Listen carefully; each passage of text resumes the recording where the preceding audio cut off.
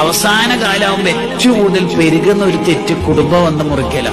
നിങ്ങൾ നോക്കി പല ആൾക്കാരുടെ ലൈഫ് എടുത്ത് നോക്കിയാൽ നാട്ടിൽ ഗംഭീരായിരിക്കും, ഭയങ്കര ദഅവാ പ്രവർത്തനം, ദീനി പ്രവർത്തനം ഒക്കെ തന്നെയായിരിക്കും. പക്ഷെ ഉപ്പാന്റെ ഉമ്മാനോട് അല്ലെങ്കിൽ ഭാര്യ മക്കളോട് അല്ലെങ്കിൽ കുടുംബത്തോട് തെറ്റിയിട്ടുണ്ട് എത്ര ആൾക്കാരുടെ കഥകളാണ് ഉണ്ടാവരുത്.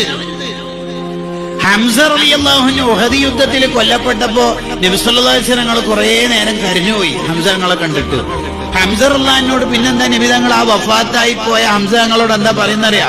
ഇന്നക വസൂലല്ലി റഹ്മി, ഹംസത്തോറെ നിങ്ങൾ കുടുംബം എന്താ ചേർക്കുന്ന ആളല്ലേ. അത് വലിയ ക്വാളിറ്റി ആയോണ്ടാണ് അത് എടുത്ത് പറയുന്നത്.